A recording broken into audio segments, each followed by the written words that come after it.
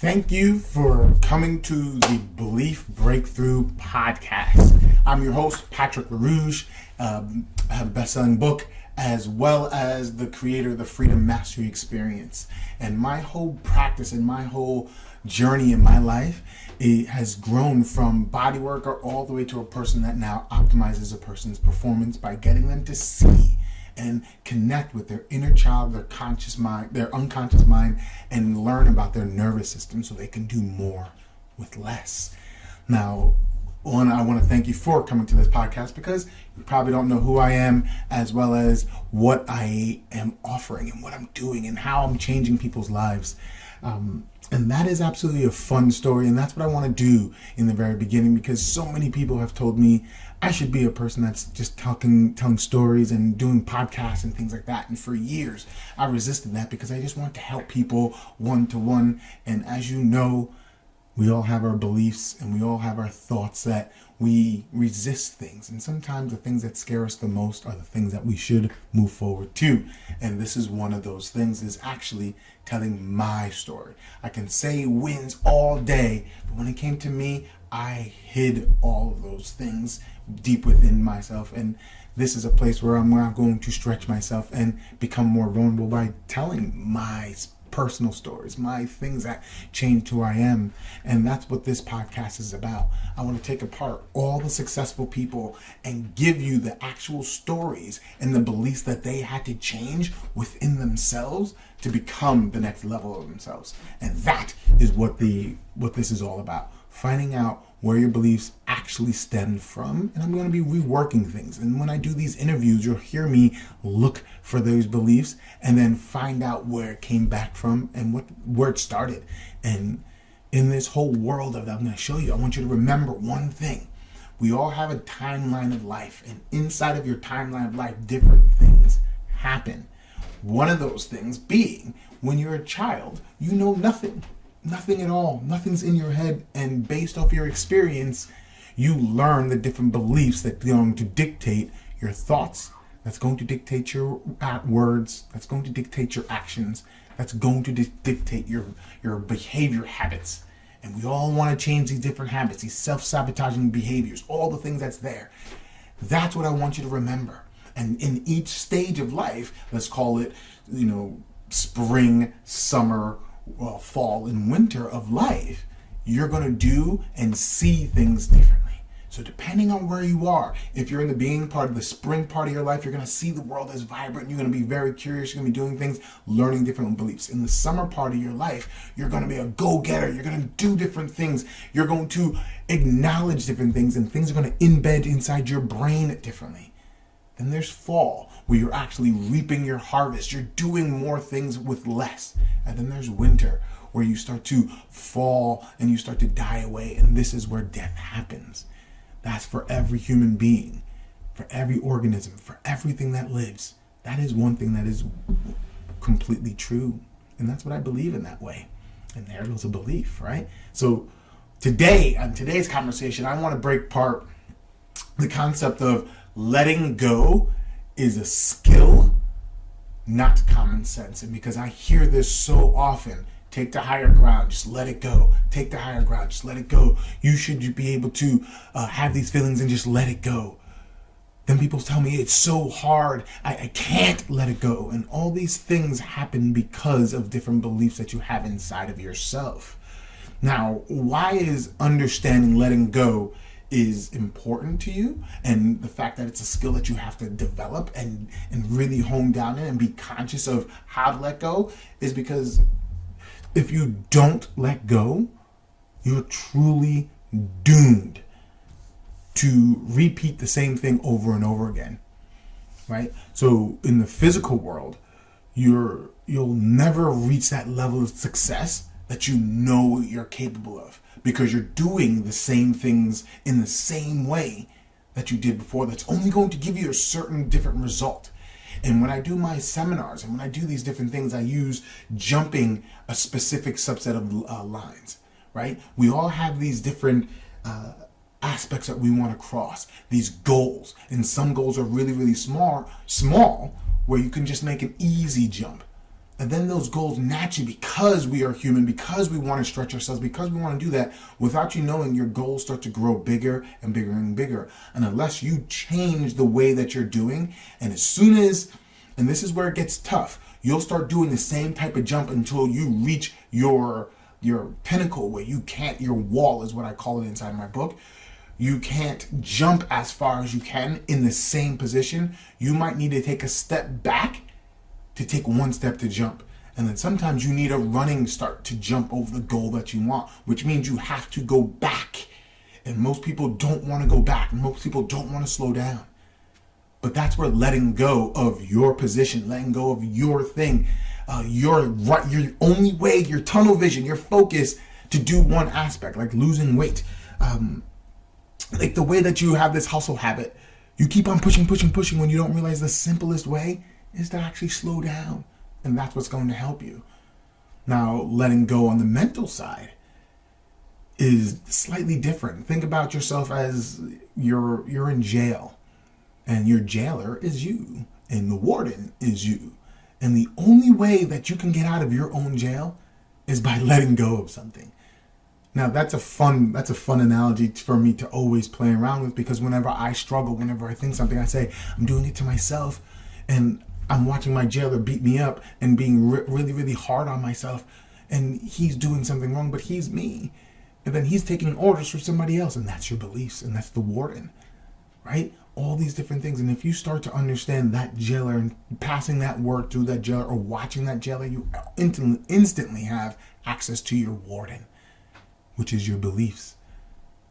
Now, on the emotional side of letting go, if you don't let go, this is the hard part. You become a person that's not emotionally flexible, because you can only work with the child, for instance, when you have this range of motion of understanding when that child is mad versus sad versus happy versus way too excited. There are different ways, but the only way you can actually deal with that and work with that and live with that, unless you feel it yourself. And the only way you can go from excitement to sad is because you try to do something so hard and you work, and it doesn't work your way.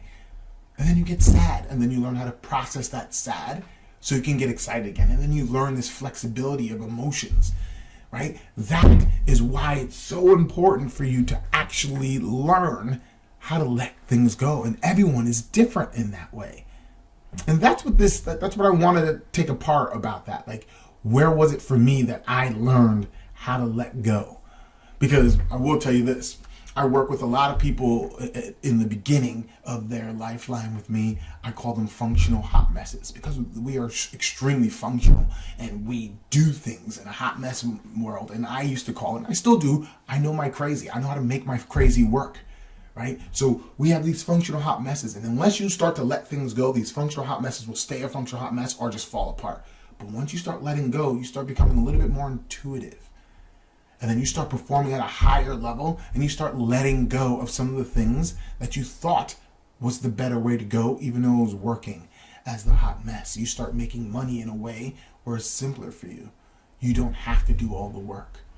You can do so much more if you started learning how to delegate, which means you have to start learning how to trust, which means you have to start learning how to give direction, which means you have to start learning how to communicate. And all those things is you have to learn how to let go of a certain style of communication. And we'll go into that later at a different time. But if you keep on speaking in your love language, in your way, talking at someone, you're always going to get some resistance if a person is not that way. Especially in the learning style. If you're a visual learner like I am, like I have things all over my walls, on my boards, and I learn in a visual manner, but you're talking to a person that needs to write something down in a kinetic way or do something in a kinetic way, you're going to always be showing them things and like, oh, don't you see this? Don't you get it? And they're not that learning. So you're not communicating in a way that they can understand. So you have to let go of the one way of communication of visual. You have to get it in. Now, the fun part of this whole thing is going from my functional hot mess, where I was an alcoholic, functional alcoholic. I had so many different things, but going into this intuitive place where I became this intuitive high performer, I started to take apart my own beliefs. And the place that I have whittled this down to goes back to when I was a body worker. I've been in the healthcare field for about 23 years now. And going from massage skill, like the very, very beginning, I was a basketball player back in high school when I was 18, early on. But during 18, I was dunking a lot, bang, bang, bang. And I was going through these different aspects, and I dislocated carpals in my wrist because I was showboating. And I would go for a dunk, and I would slam the floor really hard. Like, what? And I would just get all cocky and all stupid. But that's what teenagers are, right? I was doing all that, and I dislocated carpals to the point where I couldn't bend my wrist at times. I couldn't move my hands at times, but I'll still play ball. I'll still go at it because I was the shooting guard that can play a center's role because of my speed, my height, and my ability. I can jump, so I can outdo a bunch of different things. So I always played different routes. I was able to make my functional hot mess of not being able to bend my wrist, which means I wasn't a great shooter. I sucked at the free throw line. It was horrible. Anything past underneath the free throw line, had it. But this was, again, when I was young. I went to outside of high school into massage school, where my dean of the Swedish Institute looked at me at the time, and she said, "You know what? You seem like a very strong-willed boy, and I understand that you want to come in here. I understand that no matter what I'm going to say, you're going to do whatever you want to do. But I'm going to tell you this, as a massage therapist, it's really, really hard, and you're going to fail mainly because of your wrists. You told me you dislocate carpals to the point where you can't bend your wrist, and you said it very proud that you were dunking and you were having fun, but now you're coming into a career that's dependent on your hands. You won't make it." Where she was being honest with me, and she was being clear, but she also had a different belief in me. You don't tell me no. That's what I had. And all I heard was, this lady just told me I can't do something. And I went in full swing. As soon as that lady said that, as soon as the dean said that, I looked at my mom, and my mom knew instantaneously. She was like, "Oh, he's doing this. This is going to happen." I went in, and within the first 3 weeks, I was in agonizing pain all the time. And it was that first year of the program, so they were leaning on us. They were making us do all different things. You had to learn all the strokes. You had to be on point. You had to learn. Like, I coined this. The first year of massage school is like the first 3 months of massage school is anatomy and physiology was the first year of med school, let's call it. Right? It was jam-packed, and I don't know if that's completely true or not, but that's what I coined it at the time because it was so heavy. You had to know everything, all of the muscles, and you had to know it within 3 months. It was bananas.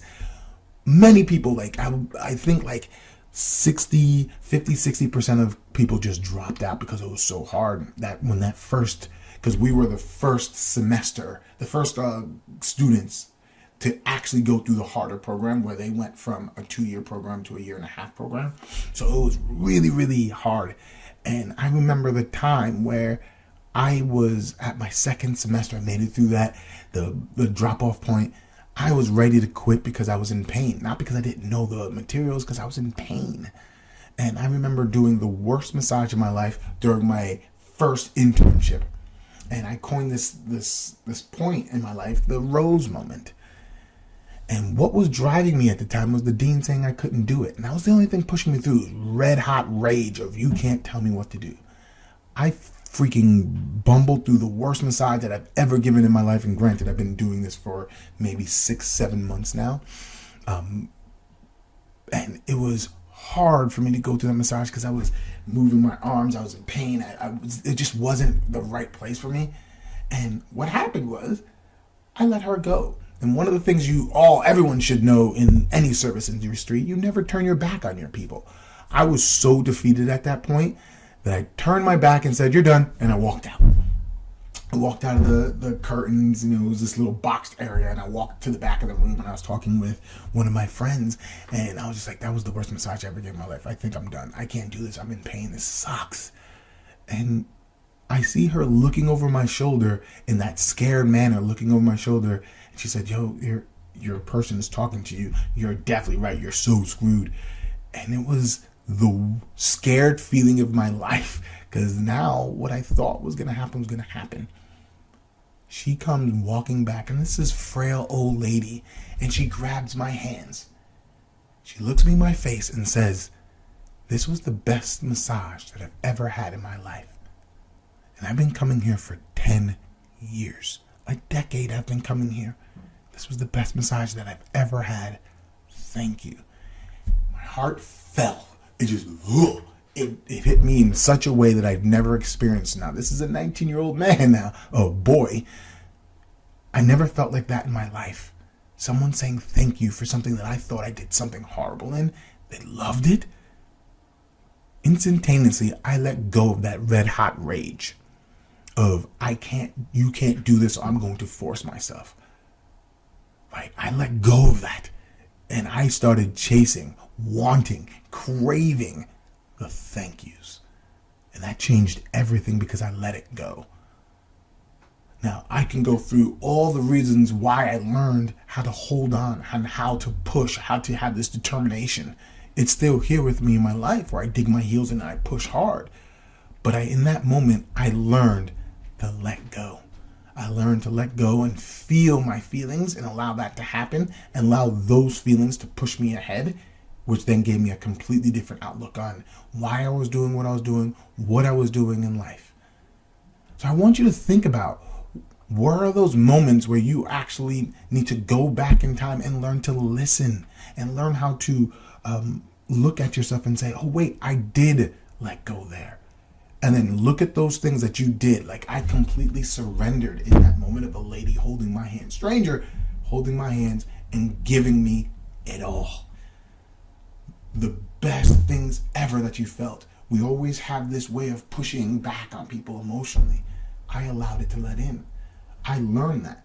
And because I learned to let go from there, I can see it going through the rest of my careers. I had to let go of certain things that now stop me from seeing in my eyes because I healed my eyes. It's the same thing. It started there. My $40,000 mistake where I thought I was doing the right thing, building a clinic. I had to let go of something. We all know about the 2020 debacle. I had to let go there.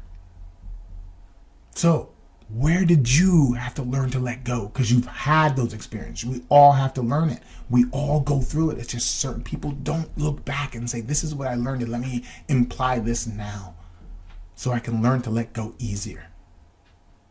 I want you to go through that. Start just thinking about it. And then you'll start realizing that I don't let go easy because I'm stubborn. I want it my way. But when did I let go? And then go back to that and see how much better it was to let things go. Not because you took the higher road, but it's because you learned a skill to let go. And then take those skills, those lessons that you learned in that message, that experience, and put it in today. Don't just remember a time. Take the experience, learn it, and put it in today. That's what I want to say for today. What I'm going to start doing, because from what I understand, nobody knows about this podcast. So the great thing about it is I could just spill it all. I can make mistakes. Like the first time I tried showing this, my phone rang. I didn't turn off my ringer, right? So there's mistakes to be made, and no one's really going to be listening to it because nobody's here. So I'm going to be telling you my story of how I've gotten to the level of success that I've gotten today, as well as I'm going to bring in more people that are at a very high level of success and working down their beliefs. And we're going to chase them down, and they're going to help us, and we're going to help them. Because the reason why I'm starting this podcast is because my coach, my mentor told me, you're not sharing your truth. You're sharing everybody else's truth, but you're not sharing yours, which means you're holding something back. You have to find that. And the only way to do that is by being open. Now, don't get me wrong. That's not for everyone. And don't get me wrong. Being vulnerable is not tell everything, spew all of your truth, spew all the skeletons in the closet because you're here. That's not the point of this. It's learning how to tap into who you are, find out the beliefs that's slowing you down, and saying just what's appropriate, what you feel safe to do. So again, thank you for watching and listening to this podcast. Look into yourself, find out where you need to let go, when you did let go, and then imply it today. Until next time, peace out.